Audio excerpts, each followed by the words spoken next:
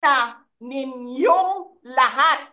Martin Romualdez, Lisa Marcos, Bongbong Marcos.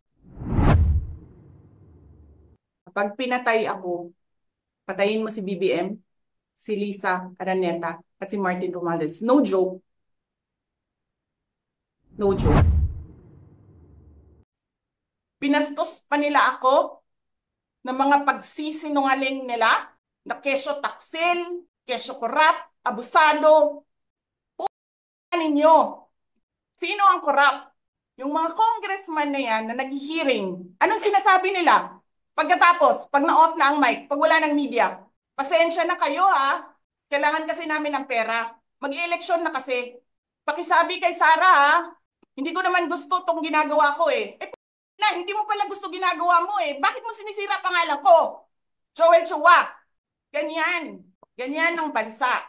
This country is going to hell because we are led by a person who doesn't know how to be a president and who is a liar.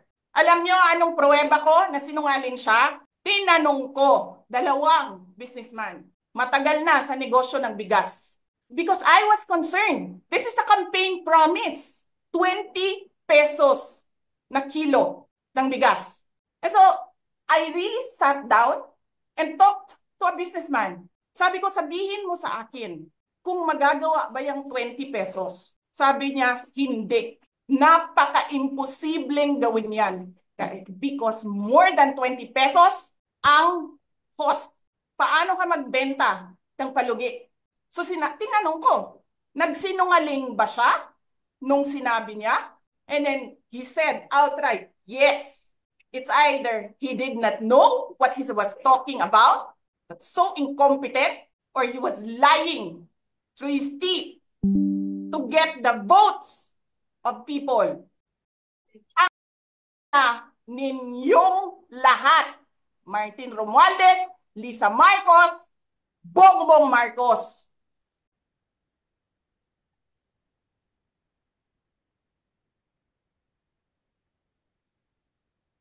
Ginigit-git nyo yung mga tao ko dyan sa envelope na yan.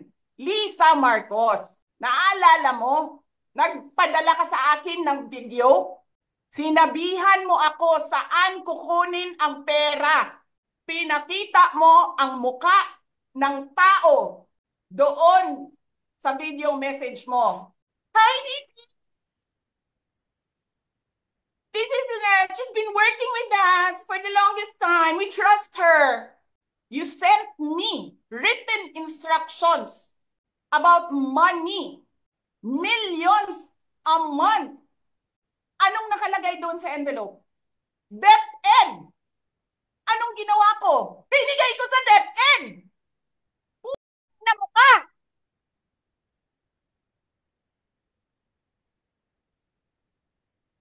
Wala ka kang posisyon sa gobyerno, namimigay ka ng pera ng gobyerno eh.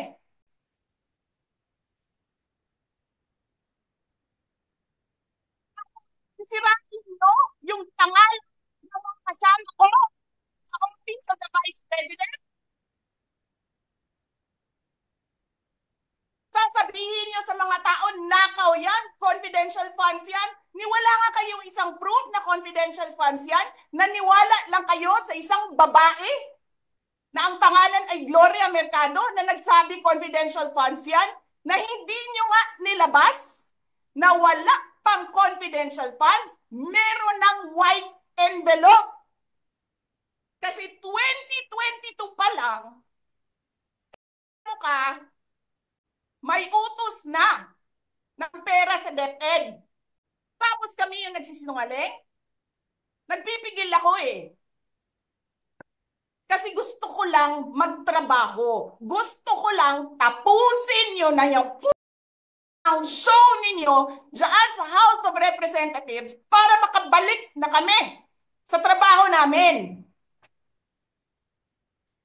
Tapos ganyan ang gagawin ninyo sa amin dahil hindi kami sumusunod sa inyo, dahil ayaw na namin tumulong sa inyo.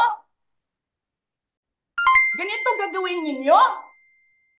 Presidente ka, may speaker ka, na involved sa bribery ng Supreme Court justices. May video, may kaso, may witnesses. Hindi mo tinanggal yung speaker mo. Pinabayaan mo siya abusuhin ang pera ng bayan. Paikot-ikot sa buong bansa, namimigay ng pera na para bang kanya yung pera. Eh di ba nga, lagi niyo sinasabi separation of powers? Anong trabaho ng legislative branch? Gumawa ng batas. Anong ginagawa ni Martin Romualdez? Nagdidirect ng DSWD, namimigay ng ayuda, nagsasabi kung anong bibigay, anong ibibigay, anong gagawin, sino ba ang presidente dito? Alam nyo, alam namin, mali ang ginagawa ninyo. Sinabihan ko lang mga kasama ko sa Office of the Vice President, pasensya na, sumunod na lang tayo para matapos na sila. Tapos ganito ang gagawin ninyo, alam namin, walang contemptuous doon sa ginawa ni Yusek Lopez. Wala. Lahat ng tanong, sinagot niya, pumunta siya, maayos siya kumausap, and then sasabihin ninyo sa amin, bakit kami susulat sa COA? Bakit hindi kami susulat sa COA? Hindi tapos ang appeal namin. Hindi tapos ang audit namin. Tapos buhaghag na ninyo tanan ang gisubmit namo sa COA? Tama ba yun? I have a video of Chairman Gamaliel Cordoba. Sinasabi niya, mali ang ginawa niya. Tama ba yun? Ikaw ba ang auditor? Ikaw ang appeals. Wala pa kaming audit? Sasabihin mo na mali kami? Hindi pa kayo nakakita ng kalaban na tulad ko. Nagpigil ako na nagpigil. Kasi masama sa bayan. Hindi maganda ang political instability. Pinabayaan ko kayo sirain ang pangalan ko. Kasi I have nothing to lose. Sinira niyo na siya. Wala na siyang ikakasira pa. Tapos ganito ang gagawin niyo. Hindi ko alam paano nakakatulog ang Chief of Staff ng Armed Forces of the Philippines. Gabi-gabi, mahimbing ang tulog mo. Ganito ang bayan natin. Bilyon ang nawawala. Tanungin nyo si Congressman Ungab, Chairman ng Ways and Means, Chairman ng Appropriations Committee. Tanungin nyo siya, paano nawawala ang pera? Paano nyo ginagel ang pera ng Department of Education? Martin Romualdez. Inattach nyo ang projects na hindi man lang dumaan sa paaralan, sa SDS, sa region, even sa central office. Basta na lang listahan ng mga congressman. 19 billion. Tapos, nung 1 billion na lang ang naiwan sa DepEd, anong ginawa nyo? Kinuha nyo ang 5 billion sa repairs, nilipat nyo para mukhang lumaki ang pera. Martin,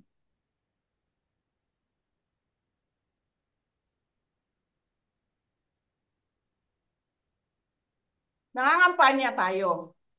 Nakasakay tayo sa eroplano. Magkatabi tayo. Nagre-reklamo ka, walang pera. Kasi, ano sabi mo? Gium-um ni Lisa Marcos o ni BBM ang kwarta. Walang pera sa kampanya kasi hindi nagbibigay si BBM at si Lisa. Ginigipit nila. Kinukuha nila lahat ang pera. Reklamo ka ng reklamo sa akin. Ano sinabi ko sa'yo? Huwag ka mag-alala. Lahat ng gusto tumulong sa akin, ipapadala ko sa iyo. Kunin mo lahat. Nagreklamo ka kay Medi Poblador kasi tumatanggap ng pera. Ano sabi ko sa'yo? Kausapin mo si Medi, kunin mo lahat ng pera. Lahat ng makuha mo na gustong tumulong sa akin, kunin mo. Gastusin mo. Ano sabi ko sa'yo? Pasensya ka na. Wala ka ng pera. Ano sabi mo sa akin? Sabi mo sa akin, okay lang. Pag nanalo kayo, babawiin ko lahat yan. Hindi ko naman alam, ang buong akala ko, babawiin mo sa negosyo mo. Legitimate businessman ka naman eh. Mina, pagsira sa kalikasan, legitimate na pagsira sa kalikasan, negosyo mo, media, negosyo mo. Ano pa bang mga negosyo ni Martin Romualdez? Sulat niyo yan lahat. Akala ko magninegosyo ka lang. Kasi businessman ka naman. Hindi ko naman alam, binubulsa mo. Ibubulsa mo, kakamkamin mo ang legal na pera at illegal na pera. Tanggap ka sa illegal, tanggap ka sa Pogo. Pinaalis niyo lahat ng kompetisyon ninyo, naiiwan ang Pogo mo. Tanggap ka, Pogo. May nagsasabi pa, tumatanggap ka sa smuggling, sa droga. Tapos kuha ka dito sa National Treasury. Akin ito, akin ito. Babawiin ko lahat. Masakit sa akin, Martin, hindi yung pagsira ng pangalan ko eh. Ang masakit sa akin, maalis mo man ako sa presidential race, hindi pa rin ikaw ang presidente. Walang boboto sa'yo. Please lang. Wala. Hindi ka nga dumadaan ng contest eh. Kasi wala kang kalaban sa Tacloban. Kasi binibili mo, pinapakidnap mo, hinaharas mo ang mga kalaban mo. Hindi ka dumaan ng contest. Ang alam mo lang, kasi mayaman ka, bibilhin ko lahat ng tao ng pera. Eh, pobre man mong tanan, kwarta na may inyo. There is nothing in you except money. Yan lang. Martin, harapin mo yung katotohanan. Walang boboto sa'yo. Senador man, Vice President man, walang boboto sa'yo. Hindi ko nga alam kung mananalo ka pa ngayon sa Tacloban eh. Palamang hindi na. Sinong gusto sa lahat sa buong Pilipinas ang ibalik ka sa Kongreso? E di lahat ng tao pupunta yan doon sa Tacloban, mangangampanya yan sa kalaban mo. Kasi magnanakaw ka. Hindi ka dumadaan sa audit.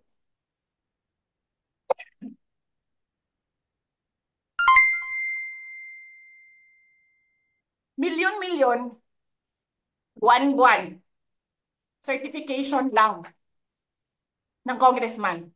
1 million, 2 million, pirma lang. Alam nyo, bakit alam ko? Kasi may MA din ako. May MA ako sa DepEd, may MA ako sa OVP. Pero sa amin, sa akin, nire-require ako ng resibo ng COA. Pero alam ko, certification lang ang kailangan. Pero nagko-comply ako. Bigay nyo lahat ng resibo.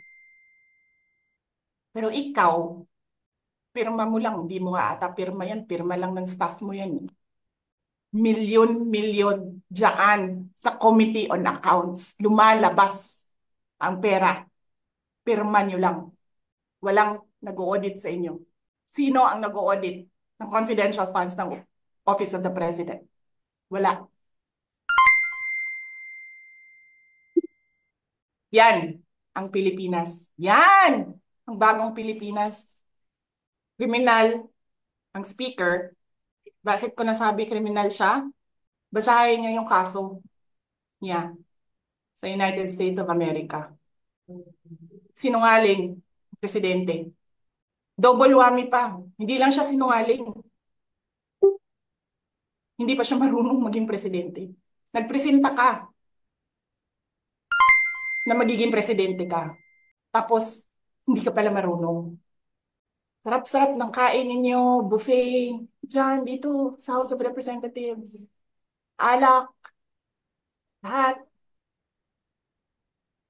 lahat ng juice, lahat ng mamahaling wine. Pero yung taong bayan na prinamisan ninyo ng 20 pesos na rice, yung taong bayan na hindi ninyo pinupuntahan sa mga komunidad nila, ano sabi nila? Asin lang okay na mi, anad naman mi ana. Ganyan ang bayan natin. Okay na lang kami sa asin. Saan ka nakahanap ng bayan na ang tao, because of their hopelessness, because there is no functioning government, umukay na lang sa asin. Buti na nga lang, abogado si Attorney Lopez eh. Kasi alam niya kung ano sasabihin niya doon sa mga pumasok sa kwarto niya. Na take note, nagnakaw pa ng cellphone. Saan ka nakahanap? Papasok ka, nanakawin mo yung cellphone, dadalhin mo pa yung tao. Diba?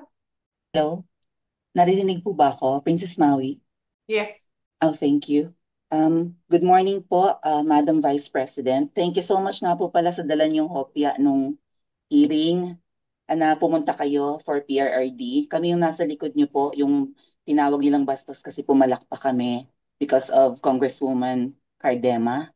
Ayan. Thank you, ma'am. Nakakain kami. Ako po ay natatakot kumain ng pagkain doon baka mamaya. Ma'am, mag-iingat po Okay kayo. lang. Nasa teritoryo kayo ng kalaban.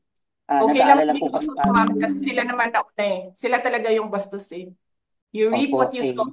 Yeah. Mag-iingat po kayo kasi sa dinami-rami po ng inyong mga pasabog ngayong gabi, it seems like marami po talaga kayong alam about them, no? Dahil sa pagkakasama niyo sa kanila during the campaign and during the 2022 elections. Baka po mamaya kasi totoo yung mga naririnig namin or yung, I don't know if it's true, na meron daw silang Operation Romanovs and baka bala kayong ubusin ang inyong pamilya dahil hadlang kayo sa kanilang mga balakin in the future. So mag-iingat po kayo. Kami po kasi kami ng EDSA Friday Group, kami yung bumababa every Friday dyan sa EDSA because we believe yan yung tamang venue sa dinami-rami na ng problema natin. Ang kaya lang naman po namin gawin ay manawagan na bumaba na yan. Eh ano po kaya ang remedy naman ninyong mga nasa posisyon or ng mga kayang labanan itong napakarami na pong ginagawang korupsyon at krimen laban sa taong bayan? Ano po ang pwede niyong maging remedy para matapos na ito, lalo't nagsisigaw na po ang taong bayan na mag-people power na? Yes. Huwag kang mag-alala, ma'am, sa security ko. Kasi may kinausap na ako na tao. Sinabi ko sa kanya, kapag pinatay ako, patayin mo si BBM, si Lisa Araneta, at si Martin Romualdez. No joke. No joke. Nagbilin na ako, ma'am. Pag namatay ako, sabi ko, huwag ka tumigil hanggang hindi mo mapatay sila. And then he said yes. So, alam mo, ma'am, yan ang lagi kong sinasabi sa Makabayan Blanc nung mayor pa ako. Ang laban, wala dyan sa EDSA, ma'am. Wala dyan sa mga highway. Ang laban, ma'am, nandun sa loob ng palasyo. Yan ang problema. We appreciate yung expression ninyo ng disgust, ng pagkamuhi, ng hopelessness, kasi it reflects kung ano yung nararamdaman ng marami, milyon. Alam ko yan, ma'am, kasi kahit saan ako pumunta, ako ang sinasabihan, binoto namin yan dahil sinabi mo, iboto namin. So, yes, ma'am. Maraming salamat sa ginagawa ninyo. Dahil sa ginagawa ninyo, I'm sure nakikita yan ng taong bayan and na-appreciate nila yan. Marami sa ating mga kababayan ang gusto sumali sa inyo. Pero sa sobrang hirap ng buhay ngayon, hindi nila maiwanan yung mga trabaho nila at hanap buhay nila para pumunta sa daan. Bakit sila naghihirap? Bakit? Dahil sa gobyerno. Di ba dapat yung gobyerno natin ang nagpapagaan ng buhay ng tao? Bakit ang gobyerno natin ang nagpapahirap lalo sa tao? Kasi gusto ba nila lagi na lang mahirap ang mga tao para madali mapasunod? May mga lugar kami sa Mindanao na ganyan ang mga politiko. Gusto nila mahirap lahat. Kay bahugan lang nila og kwarta. Governor na sila, mayor na sila, congressman na sila. Hanapin niyo, ma'am, yung mga lugar na sobrang hirap sa Mindanao. Tingnan niyo anong gawain ng politiko. Pinapakain lang ng pera ang tao. Binabastos yung kanilang pagkatao dahil wala silang pakialam. Yan din yung mga tao na gusto sumama sa inyo, na nakikiisa sa inyo, pero hindi nila maiwanan yung hanap buhay dahil sa pamilya. Madami yan. Gusto nila, sila lang ang mayaman. Alam niyo ba, sa bentahan ng mga relo ngayon, sino bumibili ng mga relo? 3, 4 at one time? Mga politiko. Mga galamay ng politiko, karamihan mga congressman. Tanong nyo sa mga dealer ng relo, ng mamahaling relo dito sa Pilipinas. Tanong nyo sa mga dealer ng mamahaling kotse sa Pilipinas.